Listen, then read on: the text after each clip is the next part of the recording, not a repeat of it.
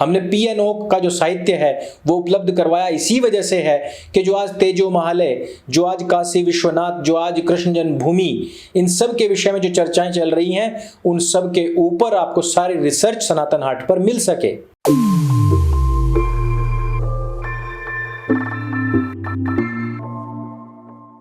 यहां भी खुदा, वहां भी खुदा, जहां नहीं खुदा है वहां कल खुदेगा। प्रधानमंत्री नरेंद्र मोदी जी का एक स्पीच सुन रहा था जिसमें उन्होंने कहा कि यहां भी खुदा है और वहां भी खुदा है, जहां नहीं खुदा है वहां कल खुदेगा। बहुत सारे लोगों ने इसको मजाक में ले लिया था, लेकिन अब जब ज्ञानवापी में खुदाई हो रही है, उससे पहले राम जन्मभूमि अयोध्या में खुदाई हुई, अब ऐसे समय में हमें याद आता है ये स्पीच कि उन्होंने सही कहा था, जहां नहीं खुदा है वहां कल खुदेगा। और योगी जी इस बात को और ज्यादा पुख्ता कर देते हैं कि खुदेगा, जरूर खुदेगा। सारे मामले उत्तर प्रदेश के हैं। बहुत सारे लोग सोच रहे होंगे योगी जी क्या कर रहे हैं, क्या नहीं कर रहे हैं। इधर भी खुदाई है, उधर भी खुदाई है। सब चीजों के पीछे यदि किसी की कर्मठता है, किसी की धर्म के प्रति निष्ठा है, तो उसे भी हमें समझना चाहिए।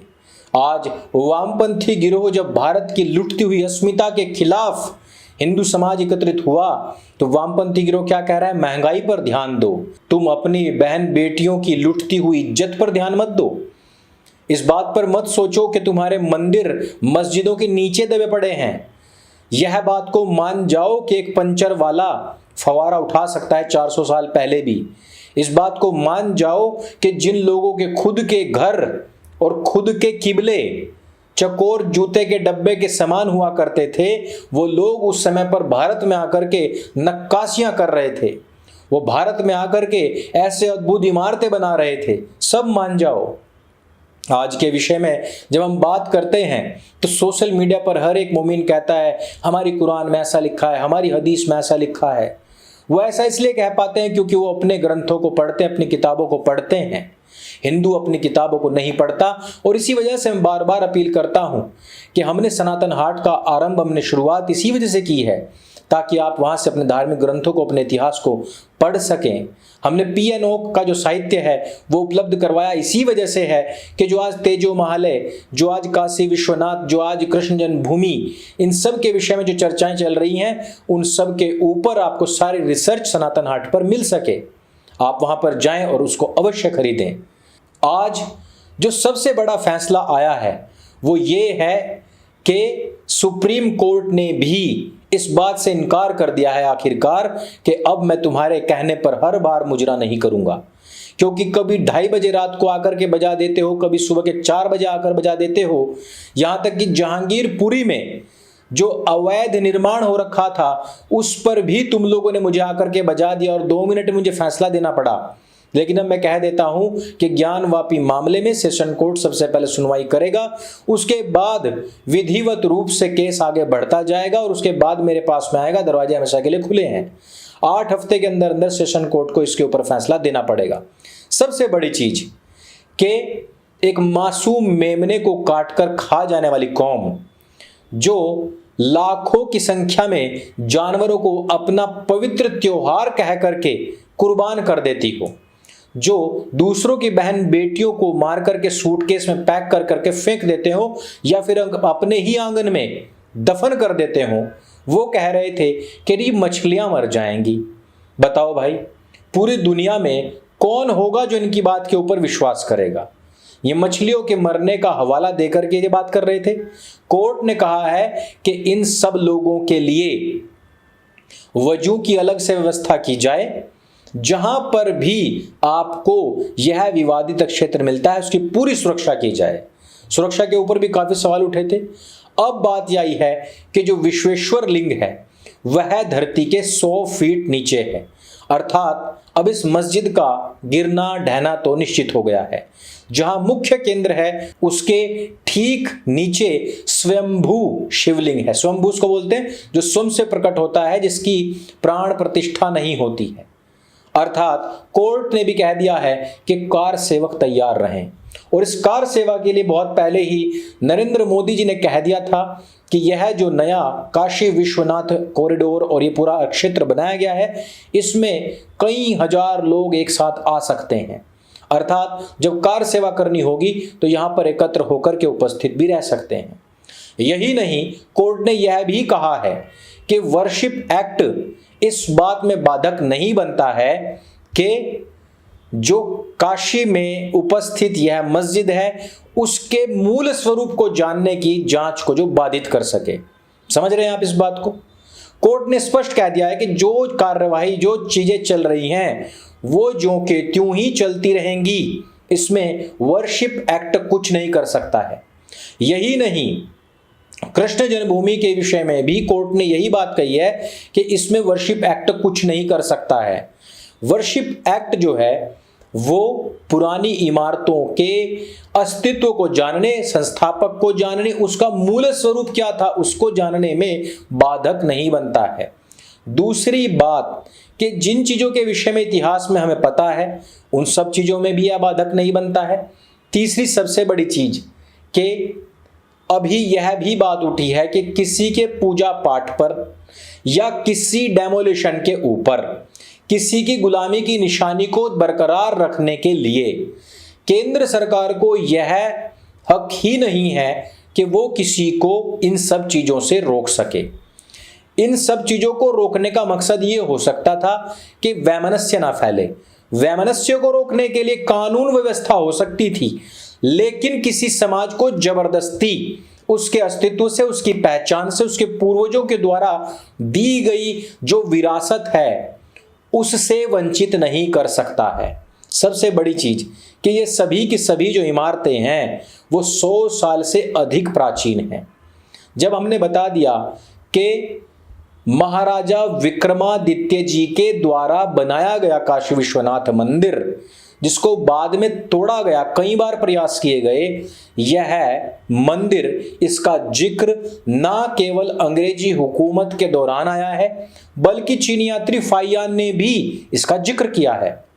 जब इतने सारे एविडेंस, जब इतने सारे प्रूफ हमारे सामने हो, और मैंने तो लास्ट वीडियो में आप लोगों को बताया भी था कि किस प्रकार से यह जो मंदिर का पूरा क्षेत्र है इसकी दीवारें ही नहीं बल्कि अंग्रेजी हुकूमत के दौरान चले हुए केसेस भी चीख चीख करके इस बात को कह रहे हैं कि यह एक मंदिर ही था।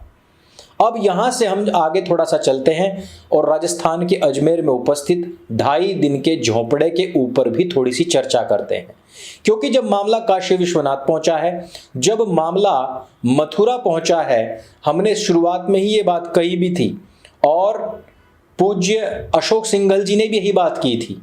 उन्होंने कहा था कि पांडवों ने 5 गांव मांगे थे पर नहीं दिए थे तो महाभारत हुआ था और अपने पूरे राज्य और पूरे वंश से हाथ धोना पड़ा था कौरवों को। मुझे मांगे से सिर्फ 3 मंदिर दे दो, राम मंदिर, कृष्ण जन्मभूमि का स्थान और काशी विश्वनाथ, मैं सब कुछ बख्शने के लिए तैयार हूं, लेकिन अगर नहीं दिए तो फिर महाभारत होगा और हर स्थान को हम विजित करेंगे। तो अगला नंबर हमें यह भी देख लेना चाहिए कि 2.5 दिन का झोंपड़ा जो अजमेर में उपस्थित है उसके विषय में आप लोगों को पता है अथवा नहीं पता है। आप लोगों को यह बात जाननी चाहिए कि 2.5 दिन का झोंपड़ा, इसकी पूरी की पूरी यदि संरचना आप देखेंगे तो आपको पता लग जाएगा। यही नहीं, इसका पहले जो नाम हुआ करता था वो हुआ करता था संस्कृत कंठ भरण महाविद्यालय, और यहाँ पर संस्कृत का ज्ञान दिया जाता था। यह एक बहुत बड़ा महाविद्यालय हुआ करता था। इसके बाद में जब मोहम्मद गोरी ने पृथ्वीराज चौहान जी को हरा दिया तो उन्होंने अपने गुलाम कुतुबुद्दीन ऐबक को यह व्यवस्था करी कि जितने भी आसपास के क्षेत्र में मंदिर हैं उनको तोड़ करके यहाँ पर मस्जिद बनाई जाए। यह जो कंठभरण महाविद्यालय था यह उस समय का गुरुकुल था। इसको केवल 2.5 दिन के अंदर तोड़ फोड़ करके यहाँ पर एक नमाज ऑर्गेनाइज करवाई गई थी और इसको मस्जिद का नाम दे दिया गया था। जिसके बाद में कुतुबुद्दीन ऐबक के जो वंशज हुए या उत्तराधिकारी हुए उनमें से एक था इल्तुतमिश, इसने इसको और अधिक मस्जिद में परिवर्तित कर दिया था।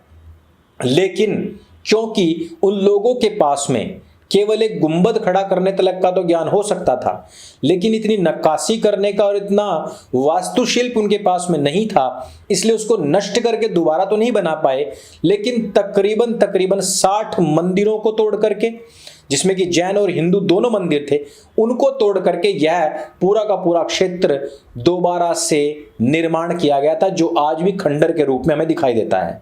यही नहीं, 2.5 दिन के झोंपड़े के विषय में भी काफी सारे विद्वानों ने उस समय की रिसर्च सामने रखी और उसमें भी यही बात सामने आई कि यह हिंदू और जैन मंदिरों से मिलकर के बना हुआ क्षेत्र है।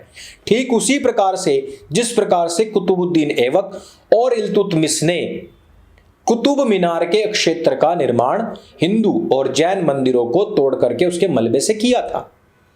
अब आप समझ गए होंगे कि किस प्रकार से इन घुसपैठी आतंकवादियों ने ना केवल हमारे अस्मिता, हमारे अस्तित्व के ऊपर हमला किया, ना केवल इन्होंने हमारी बहन बेटियों को आज भी केवल और केवल माले गनीमत और शिकार के रूप में देखा है, ना केवल इन्होंने हमारे पूर्वजों के द्वारा हमें दी गई विरासत को ढक करके लूट करके रखा है, ना केवल इन्होंने शिवलिंग जैसे पवित्र पिंड के ऊपर पैर धोए, थूका, वजू किया, ना केवल ये सब चीजें बल्कि हिंदुओं का ध्यान भी हमेशा भटकाए रखा, हमेशा हिंदुओं को जातियों में तोड़ करके रखा, हमेशा हिंदुओं को बरगला करके रखा।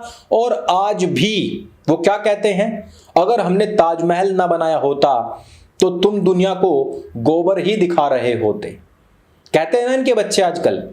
इन सब चीजों का जवाब आपके पास में होना चाहिए कि इस आतंकवादी कौम ने हम लोगों के ऊपर जितने जुल्म और सितम किए हैं, ना केवल इनके पूर्वजों ने बल्कि इन्होंने भी मानसिक तौर पर जितनी प्रताड़नाएं, जितनी शारीरिक तौर पर प्रताड़नाएं दी हैं, उन सब का हिसाब किताब तो न्याय और कानून करेगा ही।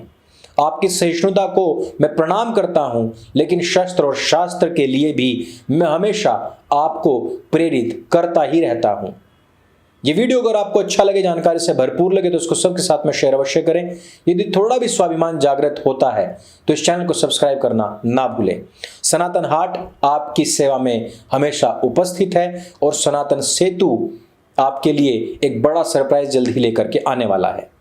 मेरे संग बोले सत्य सनातन वैदिक धर्म की जय। जय हिंद, वंदे मातरम।